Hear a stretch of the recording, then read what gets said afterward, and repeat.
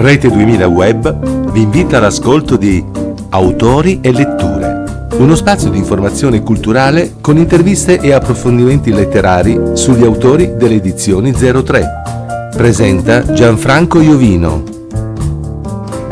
Nuovamente a casa, la mia casa prediletta, quella della radio, che è Rete 2000, e di Edizioni 03, che ci permette questo spazio di approfondimento culturale che continua a spaziare, e oggi sarà molto stimolante, perché prima cercheremo di curare un po' il fisico, perché parliamo di sport, di corsa, di atletica, e poi dopo cercheremo di curare anche un po' lo stomaco, perché parleremo di formaggi. Prima buono.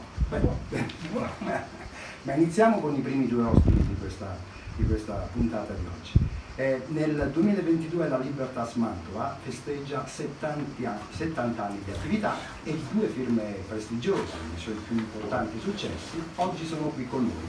Sto parlando di Grazia Attene e Luigi Torresani, due veri e propri Highlander che sono stati autori di grandi successi ed oggi sono gli autori di un libro dal titolo 80 voglia di correre. Ma partiamo subito per conoscerli meglio, partendo dal primo buongiorno e dallo spazio che diamo a Grazia Attene.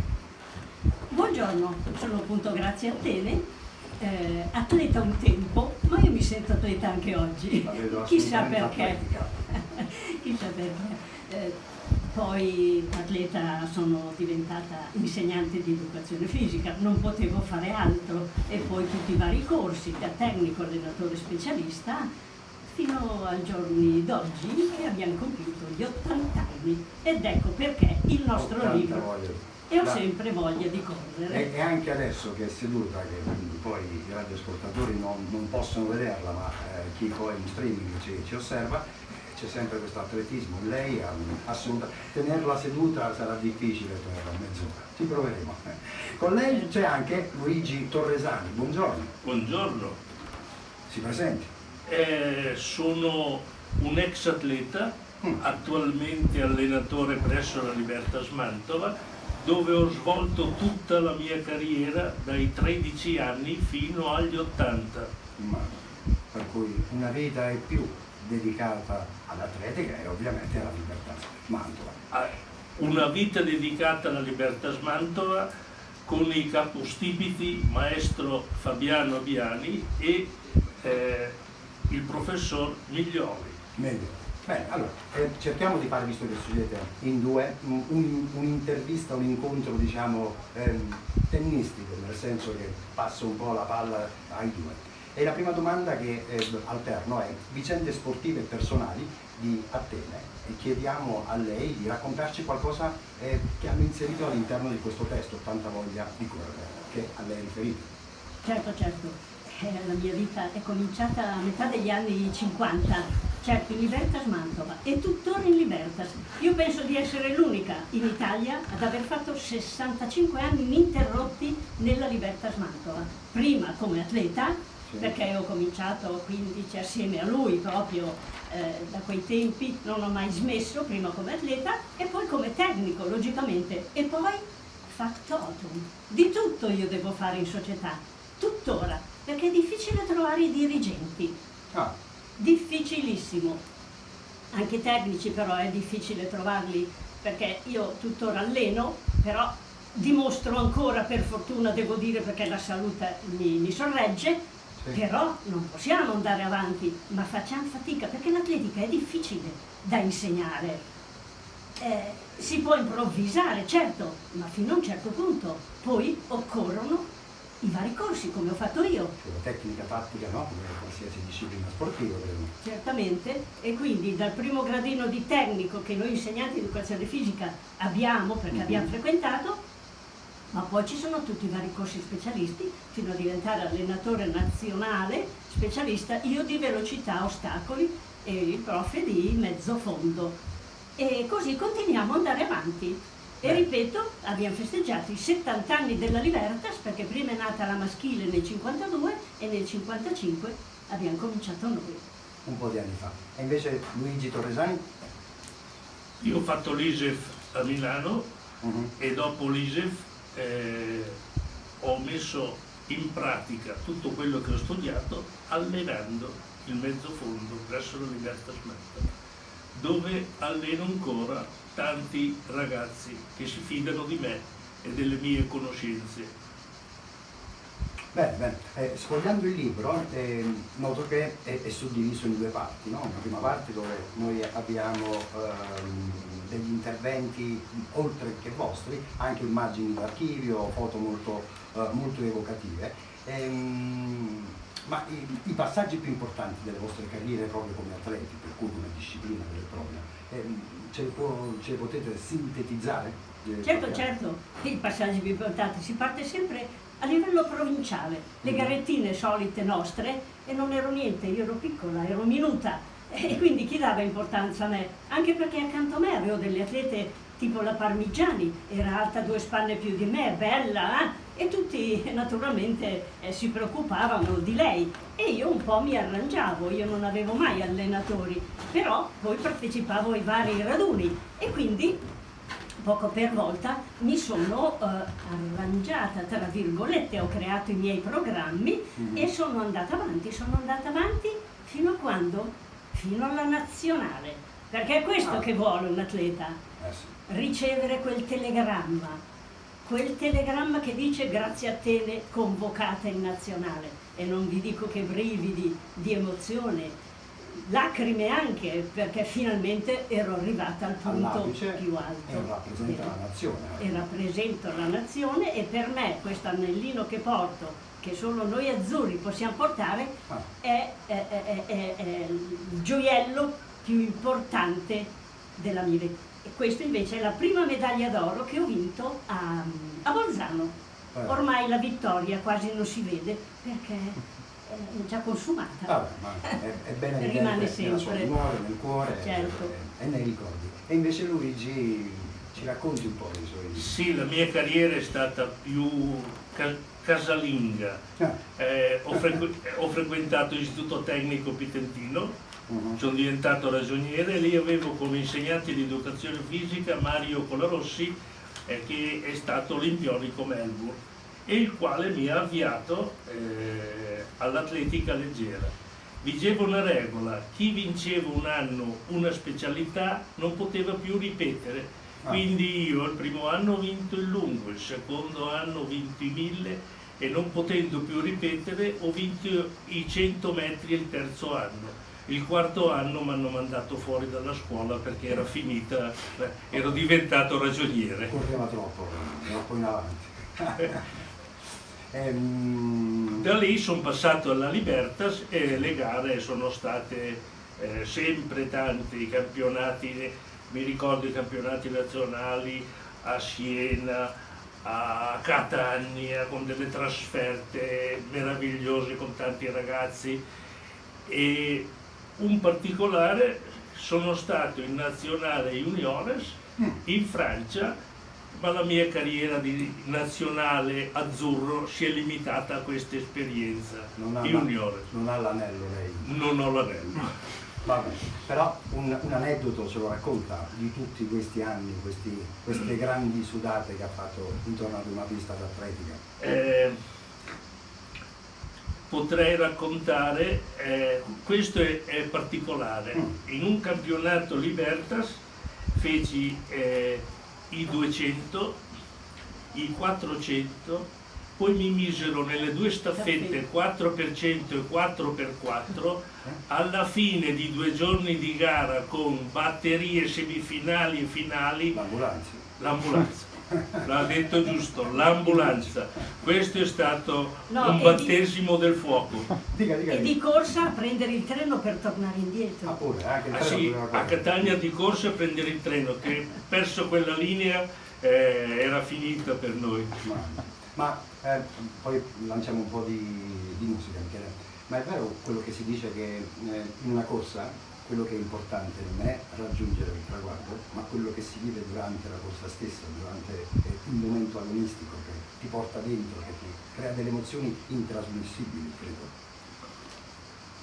Durante la gara non puoi pensare tanto, durante la gara ottieni quel che hai fatto prima, e sono tante le cose, tutti gli allenamenti lunghi, ma il lavoro aerobico, anaerobico, la velocità, la forza, quelle cose saltano fuori al momento senza renderti conto.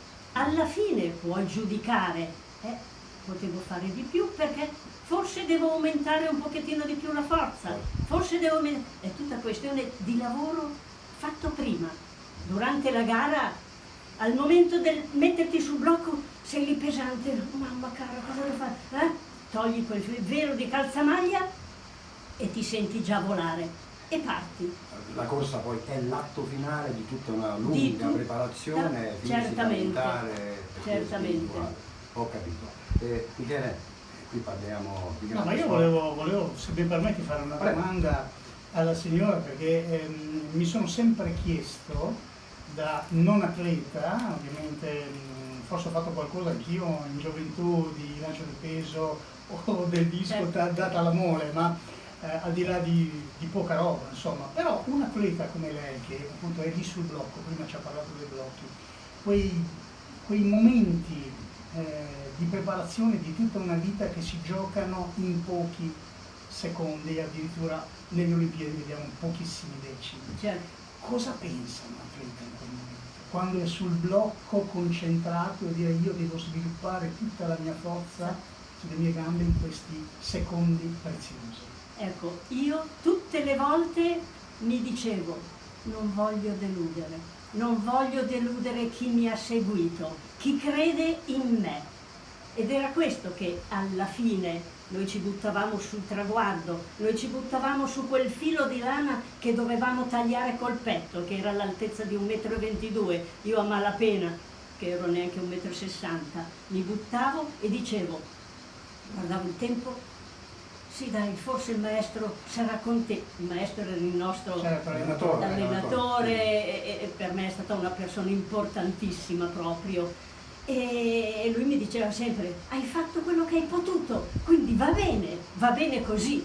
Però sul blocco era quello, dai forza, non mi devono venire meno le forze, non devo deludere. Perché non correre solo per se stessi, ma per quanti hanno lavorato per quella corsa. È vero, Luigi? Io forse ero un po' più carogna, cioè io mi avvicinavo ai blocchi, guardavo in cagnesco gli altri 5 Per far paura. e li odiavo immensamente, un odio feroce, e allo sparo io partivo per azzannarli, per mangiarli. Come un mastino, insomma. Finita la gara, soprattutto di 400, dopo 10-15 minuti in cui ero sdraiato morto, mi alzavo e li andavo ad abbracciare tutti quanti, sia che vincessi sia che perdessi. Eravamo amici. Una rabbia agonistica, ma limitata. Eravamo, almeno eravamo più decubertiani di decuberteni. Adalberto, ma se facesse l'H prima di trovare quella grinta ai suoi avversari, dice che poteva funzionare? Certo. C'è anche Adalberto Scemma che salutiamo. Prendo prestito il microfono per raccontare le follie che questo signore mi ha costretto a fare. Noi eravamo rivali, mi sentite così? No, sì, ma non tocchi il toccare, microfono. è troppo sensibile, come una bella donna. Allora, eravamo rivali in una corsa campestre, contrapposti con lui per l'Istituto Pitentino, io per il Liceo Classico Virgilio. Eravamo i due leader delle due squadre. Io ero avevo più resistenza, lui più velocità. Il mio scopo era quello di tirare più che potevo, tirargli il collo per evitare di andare in volata con lui, no? Cos'è successo? Ho tirato talmente forte, lui mi è stato dietro con rabbia, mi odiava in una maniera pazzesca. A 200 metri dall'arrivo io ho preso una cunetta, sono finito lungo per terra, lui ha fatto 100 metri, 50-100 metri, sballenando e crollato lì. Nessuno dei due è arrivato al traguardo. Fantastico. Amici anche in quella Anche corsa. nelle cadute. Facciamo un po' di break musicale. A più tardi con Radio Rete 2000. Grazie allo spazio di edizione 03. Stiamo parlando di corsa, atletismo, agonismo e quanto altro con due giovani ottantenni che hanno scritto la storia della Libertas Mantova, grazie a te e Luigi Torresani. Andiamo avanti, anche perché il tempo ovviamente, voi lo sapete bene, corre velocemente e non ci permette di rallentarlo. Andiamo in domande un pochettino più personali, quasi spirituali. Iniziamo con Grazia e le chiedo cos'è alla fine una corsa e cosa si prova a raggiungere un traguardo sapendo di doverlo fare prima degli altri e nel più breve tempo possibile, per cui lanciandosi una sfida addosso esaltante quanto difficile. Certo, qua proprio come dicevo prima, il saper mettere in quel momento tutto ciò che hai fatto prima, gli allenamenti, tutti gli allenamenti, senza quelli improvvisi, ti può venire la gara, ma sei sempre lì con i risultati. Se invece vuoi raggiungere un determinato risultato, devi programmare quel risultato in quel momento. Quante volte le programmazioni vengono sbagliate? Perché magari vai in forma il mese dopo o il mese prima. E questo invece noi dobbiamo cercare che non avvenga, che avvenga al momento giusto. Quindi noi partiamo per una gara, ma sappiamo che mettiamo in pratica tutto ciò che abbiamo fatto prima. Giusto. Luigi Torresani invece, che ha gareggiato nella velocità come anche nel mezzofondo, con ottimi risultati, e poi ha sperimentato delle, chiamiamole così, metodiche innovative, grazie anche alla preparazione all'ISET di Milano e alla guida del professor Margaria. Ci racconta un po' queste dinamiche così innovative nel campo della corsa? È un procedimento molto lungo, No, cerco di riassumerlo. Sì. Si parte dalla massima potenza aerobica, cioè parità di consumo tra l'ossigeno ispirato e la produzione di energia, per poi passare invece al lavoro lattacido, in cui si contrae un debito. Ecco perché una gara di 400 metri dove il consumo lattacido è massimo si arriva stravolti, perché lì si contrae un debito di ossigeno che poi si pagherà con noi lo chiamiamo il famoso T-mezzi. Ogni 15 minuti paghiamo metà debito, quindi ai 30 minuti si paga un'altra metà del rimanente. Ecco che gli atleti si rialzano dopo un'ora, dopo aver dato tutto.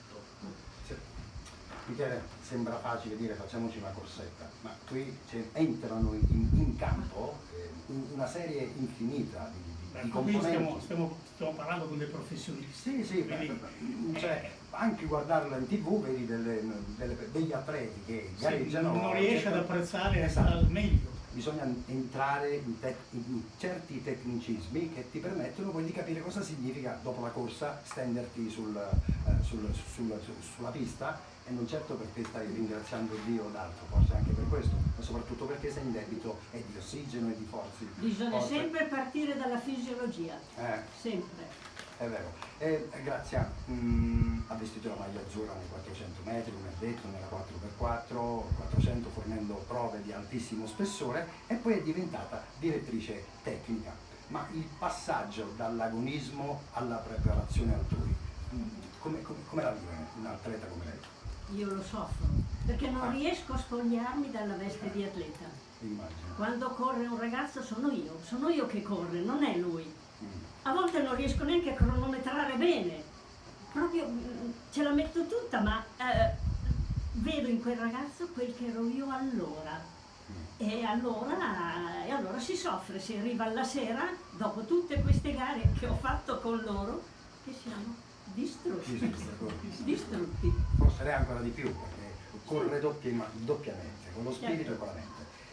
Lei ha affermato sul libro in una parte che senza regole e disciplina non si arriva da nessuna parte nello sport come anche nel resto della vita. Nella vita, certamente. È la prima cosa che io dico ai colleghi quando cominciano i corsi di avviamento all'atletica, ma già dai bambini piccoli. In campo, quando entri in campo, bisogna rispettare le regole e il regolamento. Sono piccoli ma devono capire, non dovete attraversare la pista che è come un'autostrada, dovete guardare di qua, dovete guardare di là.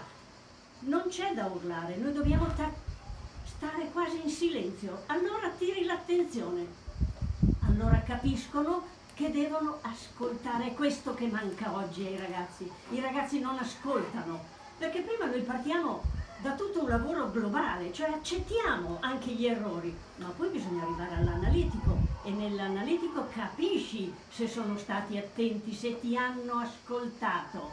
Ecco la regola, ascoltare. E quando io mi accorgo, questo soprattutto nei primi giorni, perché anche se vengono da me da diversi anni, però bisogna sempre ricordarglielo, sto zitta. E allora loro cominciano, guarda, la Grazia deve parlare. Ragazzi, volete parlare? Io vi ascolto, ma quando parlo io mi ascoltate voi.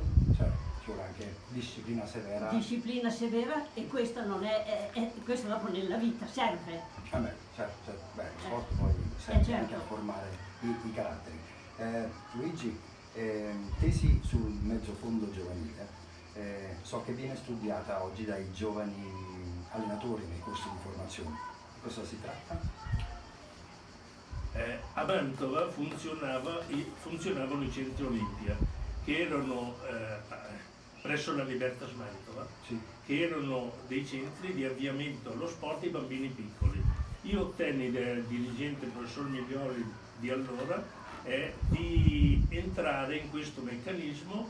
Ho riunito i genitori e mi sono trovato 20 ragazzini, hanno accettato 20 ragazzini tra i più vivaci, metto tra parentesi, e ho cominciato a farli correre per il Migliaretto, sull'argine del Mincio e nel bosco virgiliano, e siamo arrivati dopo 15 giorni a fare 10 km. Io ero davanti, li guidavo a fare 10 km, ragazzini di 10 anni, 11 anni, a fare 10 km senza fatica. Io ero in contatto, perché avevo appena finito, con l'Istituto di Fisiologia di Milano. Quindi questi ragazzini, dopo ogni 15 giorni, li portavo a Milano, che facevano delle prove, tra cui ricorderò sempre una piccola punturina su un dito per l'esame del sangue. E questo era il punto drammatico, perché tutto il resto invece era accettato. Dovevano far salire su un gradino aumentando l'intensità per misurare il consumo d'ossigeno, eccetera eccetera. Ma la parte più bella era il ritorno, perché il ritorno si tuffava in una cesta dove c'erano panini, bibite e quant'altro preparati da mia madre, e allora lì passava in secondo piano quello che avevano fatto. Davano il meglio di sé.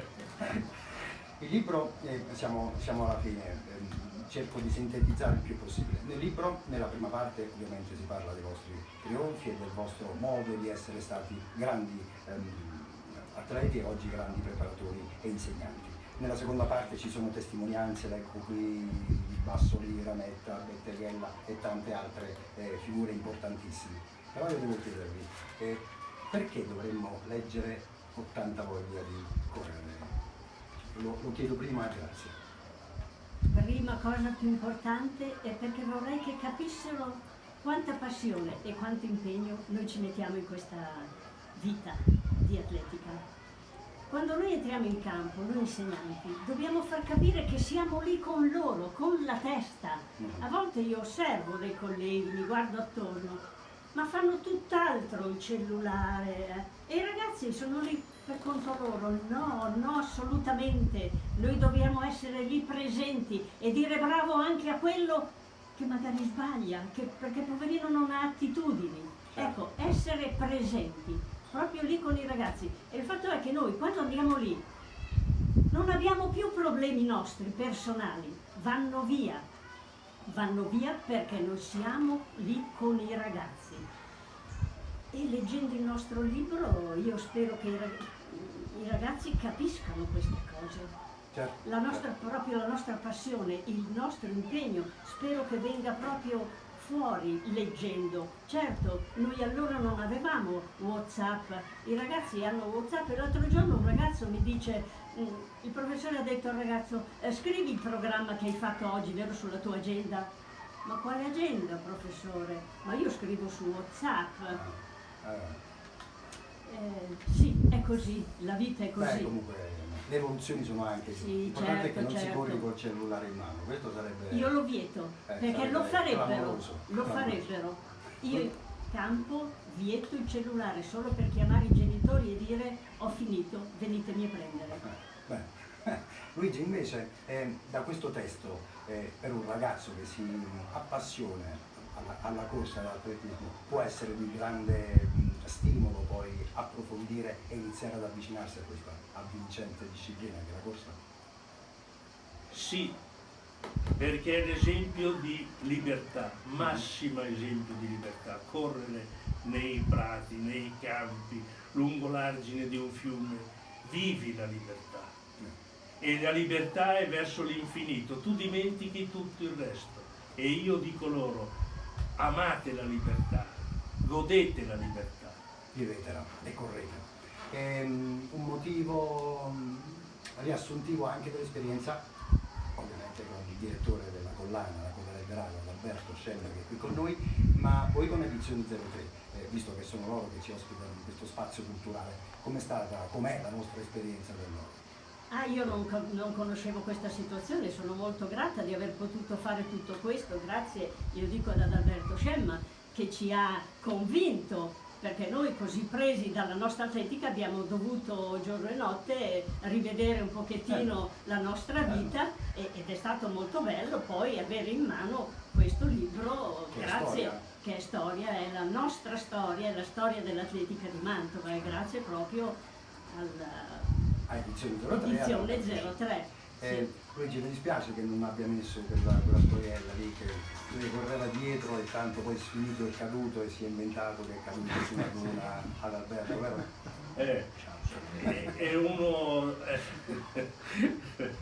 Ma io con Adalberto siamo molti amici e ringrazio di avermi dato questa possibilità di scrivere questo libro e sono felice di quello che ho fatto e di questa possibilità che mi è stata data da lui e da voi. Ci rivedremo tra un po', 90 voglia di correre, a 100 voglia di correre e via discorrendo, anche perché credo, come ha detto lei, no?